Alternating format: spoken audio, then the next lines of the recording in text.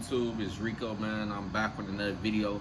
Y'all see what we got going on, man. We got Malistrip, most dangerous in East London. So you already know what time it is, man. If you're brand new to the channel or you've been watching videos on the channel but not yet subscribe, hit that subscribe button now. Don't forget to tell your family and friends about our channel. Hopefully they become supporters of the channel. And also make sure you guys smash that like button actually, and comment on the video. Help the video get recommended to a larger audience of people and hopefully bring in new supporters to the channel. And also make sure you guys turn on post notifications so you don't miss out on new uploads, and be sure you don't miss out on new uploads. Check out our channel every day before y'all go to bed, when y'all wake up in the morning. And also follow my IG at LMERico. I hope we get to 500 followers. With all that being said, man, y'all see what's going on. So let me start the screen record.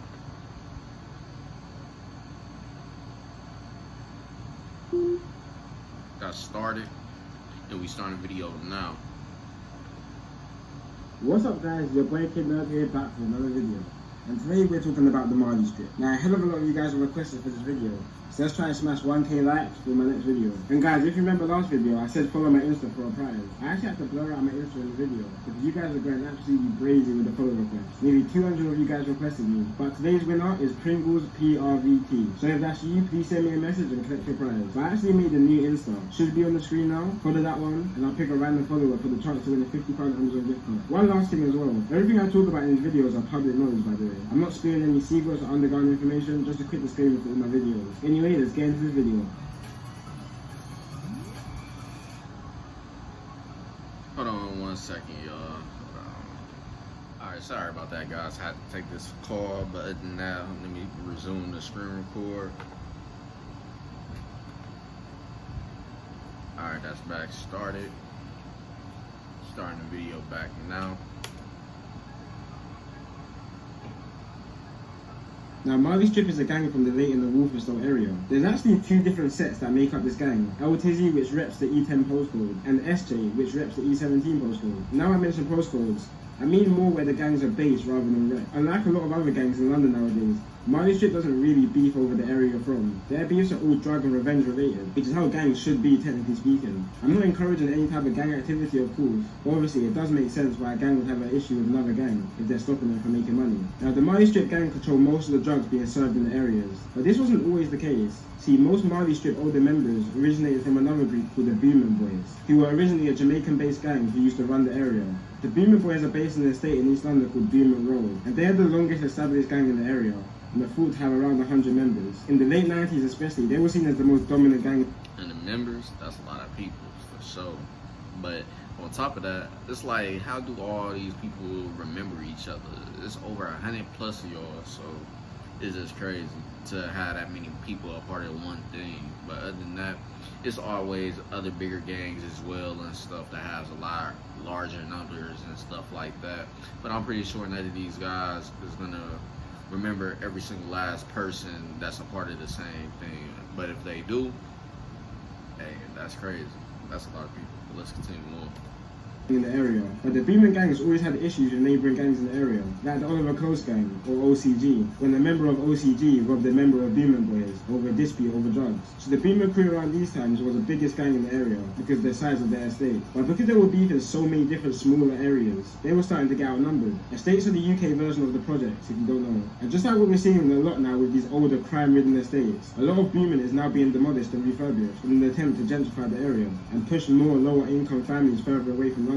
So it's got to the point where pretty much all members of the Boomin gang don't actually live on the Boomin estate anymore. And this is a reality for pretty much most gangs in London right now. Many blocks which had high gang activity have now been demolished and rebuilt, which means most original gang members will be forced to relocate, and gang leaders will have to recruit new people from neighbouring areas. But because of Boomin's big reputation, recruiting wasn't really an issue for them. But anyway, yeah, Boomin Boys included a lot of these Malistrip members until they split from the gang and created their own organisation. This is more than likely to create their own drug lines and territory, or it could have been because of personal personal reasons inside the gang itself. But either way, Malistrip now beefed the Boomer Boys gang over territory. Now what a lot of people don't know about the Malistrip gang, it isn't just a Somali gang, despite the name Malistrip. The founding members of the gang were Somali, but there's all different types of races and ethnicities who are part of the gang. Now Malistrip has caused such a massive disruption to the borough, because these guys are really some savages. They've managed to clean up a lot of drug trade in the area, while also running county line operations outside of London, where I said they also operate in Essex, and even all the way to Scotland. And they've caused such a massive disruption that they're literally beefing the whole of their borough. So they're from a borough called Waltham Forest. And if you don't know what boroughs are, they're pretty much sections in London. I think there's around 32 boroughs in London. And the main gangs in the borough, apart from Malistrip, are the Boomant Crew, LGR, Priory Court and Higham Hill. And Malistrip are literally beefing all of these gangs. Some of these gangs literally set aside their beef just to focus on beefing Malistrip, which means these guys must be really... Did you know that? If you're beefing with multiple gangs and those gangs are pretty much trying to just focus on that beef with that one particular group, that means they got a lot of problems with that group. So I mean, they definitely got a lot of power behind them and stuff like that, especially if they beefing with multiple gangs and those gangs are pretty much focusing on that one beef alone. So yeah, man, I mean, they got some power. But other than that, let's continue on. The average adult Well, has first we 5 gotta to get 20 past pounds this of ad. toxic poop in their body at any given moment. See, putting on some pressure. But Malistrip isn't the only Somalian-based gang that have shown their ruthlessness. Other Somali gangs like Aga Grove and Camden have also shown they're not to play with. And this isn't just a UK thing. Somali gangs have dominated a lot of other countries like Sweden and Canada, where they operate mass drug operations over there as well, and have a big reputation of being quite savage. But when we look into the history of Somalia, we can start to see why. Like, these Somali-born people would have been surrounded by violence most of their life, with constant civil wars, conflicts with Ethiopia, and piracy taking over the country. I guess a lot of these Somali gang members are just a product of their environment, which is sad because deep down, Somalis are one of the most funny and genuine people you meet. But anyway, back to Malistrip. So as I said, they're pretty much beefing their whole borough, but they have made little alliances, like a smaller gang in the area called the DM Crew. And when I say alliances, I mean pretty much absorbing the gang. Because Malistrip is such a massive group, they've managed to take over smaller gangs and building their enterprise, which can work good on the money side of things, but can cause a lot of trouble for the gangs as well. Sometimes this creates sort of a divide in between gangs, like the Somalian gang TPO in North London. They have two completely different sets branch out the gang, which both beef each other, which is hella weird because they both roll with the same name TPO. And it's just like 1 minute you're friends and 1 minute you're not. And it could even just be one person within that group. You could all literally be fine. There could be 10 guys from this gang, 10 guys from that gang. Everyone's fine with each other, but it could literally be that one member that has a problem with another member. And they might have a fight, and then their friends are obviously going to back each other with the fight. And it could just create a massive divide. Even within that tight circle where things are getting hard, maybe there's not enough money coming through, maybe there's a drought with drugs, some people will look into their circle and think who can we rob. But I know I refer to Malistrip as a gang, but in reality I say they're much organised than what you would call just a normal street gang. And they have very active operations in place to stop law enforcement. And they heavily monitor police activity just to make sure. And that's usually how it's supposed to be, man. It's usually mostly just supposed to be about money and stuff. You're not just out there just starting problems with other people just because type shit and just to get into some action type shit. Because at the end of the day, some of these people hop in the streets solely to make money. I mean, that should be the main thing, like I said, man, because why else hop in the streets to just beef with people when you can just do that by yourself, pretty much, at the end of the day. So if you're gonna be in the streets, I don't really see why you would really want to be a part of it if you ain't about getting money and stuff like that. But other than that, of course, when you just trying to get money, you're gonna have people watching you and trying to hate on you or whatever the case is. That brings beef and stuff like that. But like I said, who willingly wants to really hop in the streets just to start a problem with somebody when they can do that on their own and stuff? So other than that, that's why I'm saying, man, if you're gonna be in the streets, at least be about making money and stuff, man. The beefs are gonna come behind that just because people gonna wanna be the next person to make the most money or take from you and stuff because they see you doing your thing and whatever the case is, stuff like that. But other than that, let's continue on. What they say. This includes waiting outside police stations to record police number plates, placing spotters around the area to warn of police presence, and even gathering police officers' information. Yeah, now that's next level. I ain't really heard no gang doing something like that where they literally waiting outside police stations, taking down license plate numbers and shit like that just so they could make sure they could clarify or whatever the case is, see that those people are in the neighborhood or whatever the case or stuff like that. But yeah, that's smart. That's super smart. That's how you stay ahead of the game, pretty much. Like, you don't you don't want to be just going anywhere and then you don't know what's going on. You don't recognize nothing, especially something like a police car and their license plate numbers and stuff like that. Other than that, yeah, that's smart. Let's continue on.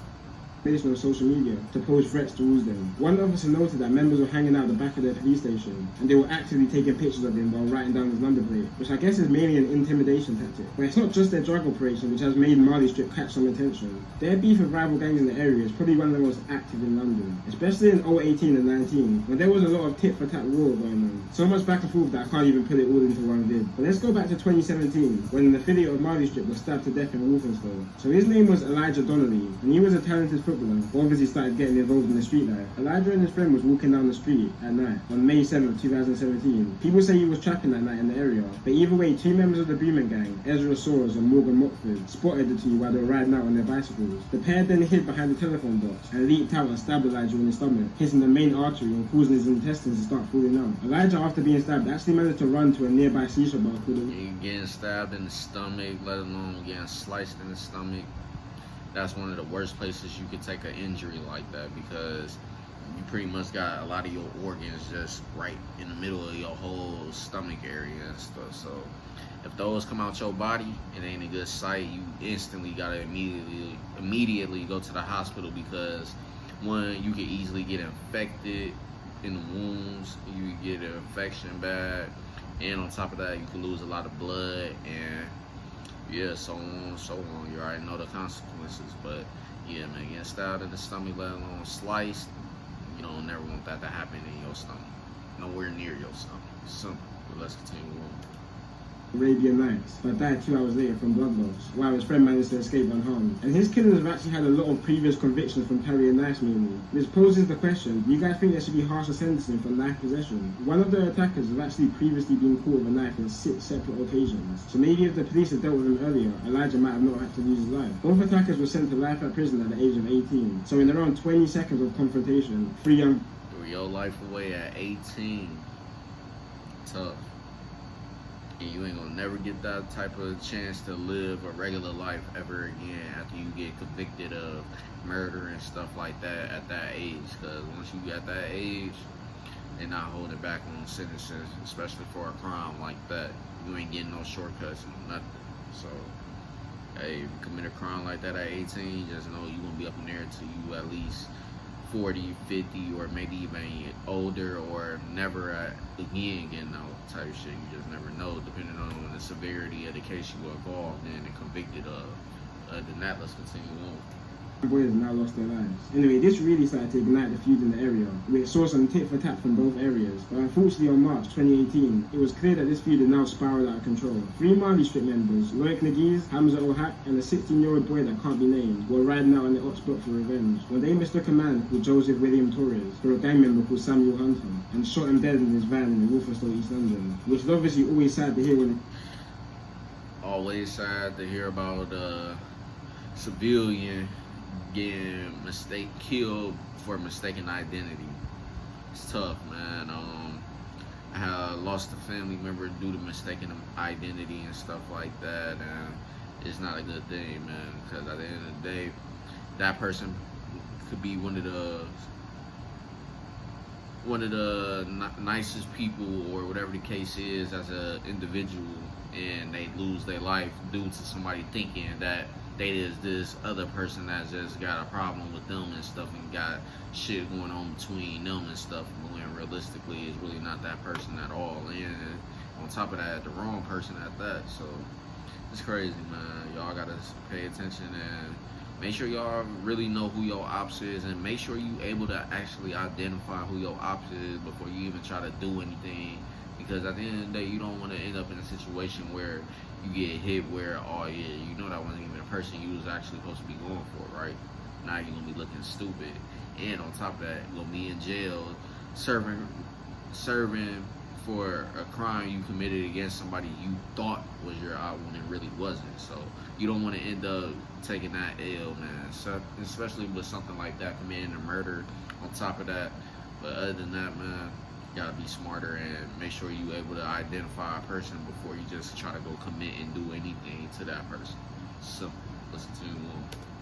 the innocent person gets caught up in stuff like this. But when you compare the two, they actually look hella similar. Like the same race, the same facial features and height. It's scary. And interestingly, the two murderers of Joseph were actually caught breaking into the home of Israel Sockers, the 18-year-old who was convicted of killing Elijah, who I mentioned before. The day after they broke into his house, the two members actually shot up an amusement arcade when they believed they saw Morgan Motford, the other killing of Elijah. So you can already start to see where the links are between these murders, and how the first murder of Elijah has now ignited the mistaken identity killing of Joseph. It also shows how dedicated the pair was to revenge. They were still looking for revenge months after the murder. Anyway, that pair is now locked up for life. After this, the war in the area started going crazy. In one incident, a member of a local gang called Prairie Court was riding out looking for Malistrip members and chased 4 members with a loaded gun, a knife, and a... Yeah, he was on demon time. He was Do you definitely have 1 on year of experience in mortgage loan process? ammonia, no, the hidden off license. Ammonia is basically acid, and what some gang members will do is squirt it into rivals' faces, leaving scars and causing their face to peel off if strong enough. But yeah, Daniel was caught doing this and was sentenced to 50 years in prison, and was actually caught running 2 county-line operations while in prison. Like, you've really got to be a serious boss to run a whole drug operation while being locked in prison. But the one murder... Yeah, if you doing that while you're in prison, yeah, you going crazy. It's simple, but at the end of the day, you know what they always tell you, man, yo, you can't let your money stop. It's just that simple. You gotta do what you gotta do, man. No matter what circumstances you might be facing, whether you in jail, prison, or something of that nature, man. If you got something you got going on the outside, you gotta make sure that continue running, or else your money gonna stop. And like I said, when you in the streets, you in the streets for one thing, really, to make money. So it ain't gonna do you no good if you sitting in jail and now your whole cash flow just stopped because you ain't able to make the adjustments that you need to make, and the people on the outside ain't doing what they need to do to make sure that money is still going as if you were not locked up. But this is always different, man. You just never know. Everybody is different, and the situation is always different as well. Other than that, let's continue on. That really started to shine light on this whole situation with the murder of 14-year-old Jaden Levy. On the 9th of January 2018, Malistrip members stole a Mercedes and rid out to the Beamer Boys territory. They caught 14-year-old Jaden riding around on his moped when he was out dealing drugs, and drove the car at him at a high speed and pretty much killed him instantly from impact. The Malistrip members then jumped out the car and stabbed Jaden 9 times even though he was already dead, then fled away from the scene. One of these killers... I heard about that situation and I seen the video. That was just sad and crazy as hell, man. That's why I said, man, no matter what age you is, if you gonna be in the streets, you gonna get dope as if you were a regular adult in the streets type shit. Like, that's just how it is. That's just the cold truth and the reality of being in the streets, man. Especially if you a young person and stuff that want to be in the streets for whatever reason and stuff, you gotta realize, like, nobody's gonna hold back of committing any crime against you just because you might be a minor or whatever the case is. All they see is you as an enemy, and that's it. And they ain't gonna put nothing past you. So that's just crazy. Being 19-year-old Ayub, he was sentenced to life for the murder. Ayub is a classic example of a kid who was had a troubled childhood, who was then groomed into joining the gang. His father died while young, and he was put into foster care, and worked under a Malistrip county-line operation. And now this young man has now got to spend the majority of his life behind bars. Now when most people think about the group Malistrip, the rapper Richie comes to mind the most. He pretty much set the platform for the group with his song Bingo, and put his younger members on like Baby Mane, who is now doing numbers. And just a side note, I think Richie is a seriously underrated rapper, and I don't think he's really got the recognition that he deserves. Well, allegedly, Richie was involved in a double murder of 2 drug dealers back in 2014. Now, this isn't actually all confirmed, and it's kind of just speculation. But Richie talks a lot in his lyrics how he beat a crazy case, and the timelines kind of match up. So in 2014, a group of 7 Malistrip members stabbed to death 2 rival drug dealers in the East London area of Leytonstone. 4 were found guilty and 3 were found not guilty. But one member actually fled to Algeria straight after the murder. 5 years later, in 2019, this same member returned to the UK to clear his name, quote unquote, and was put on trial, and was eventually found not guilty on the double murder. And this was the same year that Richie burst onto the drill scene, where he mentions he beat a case. Obviously, he was found not guilty for the murder, so if it was him or not, either way, the person managed to beat the case. But if you actually type in Richie on YouTube, you'll see all of his original songs are gone. He just straight re-uploads them there. He put a message on his Insta pretty much saying he's stepping away from the gang life, and is now devoting his life to Islam, which is why he deleted all the videos. Which, if that is the case, then congrats to him. It takes a lot to step out of that life and start fresh. So best of luck. Yeah, and it takes a lot for sure, man. Not too many people can say, yeah, they left the streets alone and live a regular average life again, like as if they ain't got nothing going on from previously where they was running the streets and stuff like that. Like, it's tough, and you gotta pretty much be glad for these people to want to change their life around and stuff before it's too late, because at the end of the day, God forgive everybody if you believe in God and stuff like that, and hey, you always got a chance to go make it right and make your life better and make the right choices to redeem yourself and stuff like that. Also too, sometimes it is very hard, not sometimes, but it is very hard to just hop out the streets, especially if you somebody that's got a name in the streets and stuff and known for doing things and shit like that. So if you gonna hop out the streets, you definitely gotta leave your city. I don't care what nobody tell you, you gotta leave your city, man. Especially if you wanna get away from the gang life and stuff like that, you gonna have to leave your city, man. Because at the end of the day, you might wanna change. That's cool. Your homies that's from the streets that you was running around with, they probably gonna be cool with it too. Normally they usually do, but sometimes it depends on the situation and stuff and what was going on in y'all whole situation. But you got your enemies. Now your enemies is the ones you gotta look out for and hope pretty much that they allow you to live your life differently, which they won't. But at the end of the day, you gotta watch out for them, because all they see is you, the enemy, and whatever you went by in the streets and stuff like that. That's what they know. That's what they remember you for.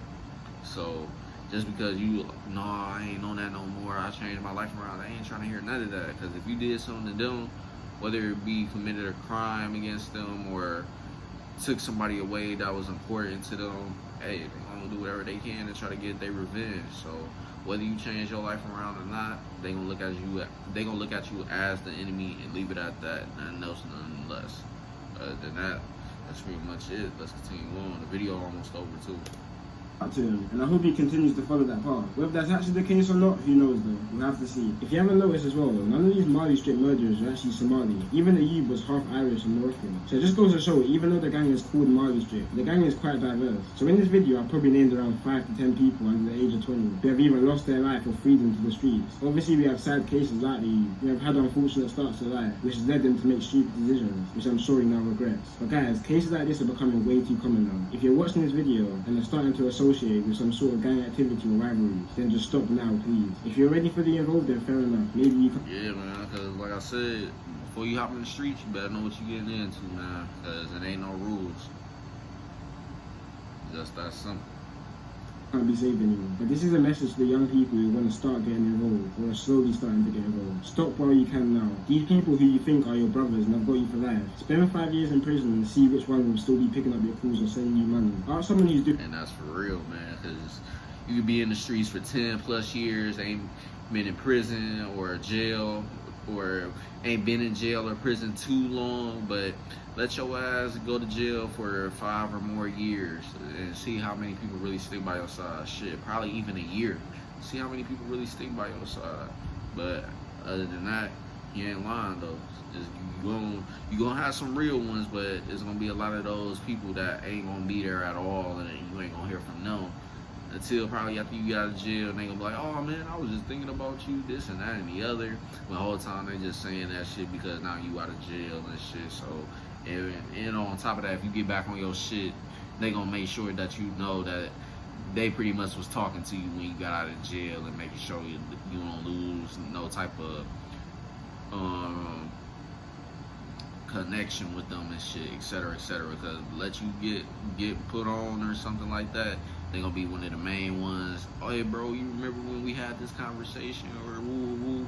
Remember I was still there for you after you got out of jail? Like, nah, I remember when you wasn't there though. But like I said, man, everybody's situation is different and stuff, so it is what it is. You gonna take this advice or information and do what you want to with it. Everybody is their own pretty much boss at the end of the day, and decisions they make. So I can only tell you one thing, but hey, it's up to you if you want to listen and really pretty much do what I said. But other than that, it is what it is. Let's continue on. living life in prison right now. How many of his friends are still sending him money? Well, all these people in this video are now spending 20 years plus in prison. Their old friends or gang members, whatever you want to call them, will all be getting on with their lives, starting a family, getting... Especially 20 years? Yeah, you know you got a good chance of losing a lot of good friendships and stuff like that. And people that was claiming that they was real, but... a job, going on holiday, while you're stuck in a box because you wanted to ride out for them same friends. Elijah's mum, who I talked about earlier in this video, says she still can't sleep at night after 3 years of her son's murder. Every day she goes to bed thinking her son will magically walk through the door and the nightmare will be done. Do you want to put someone's mother through that? And more importantly, do you want to put your own mother through that? Anyway guys, that wraps up today's video. Put in the comments what you want me to cover next. Yeah, that's sad, man. That's pretty much the end of the video, though, man. If you guys enjoyed this video, make sure you leave a like, comment, and subscribe if you're brand new. Sorry about that. Kind of got a dry throat right there. But comment, subscribe, and don't forget to tell your family and friends about our channel. Hopefully they become supporters of the channel. And also don't forget to turn on post notifications so you guys don't miss out on new uploads, and be sure you don't miss out on new uploads. Check out our channel every day before y'all go to bed or when y'all wake up in the morning. Also follow my IG at LMERico to help me get to 500 followers. And hopefully this video gets recommended to a larger audience of people, and hope we bring new supporters to the channel as well. But with all that being said, man, that's officially the end of the video, and I'm gonna catch y'all later on with more. Peace.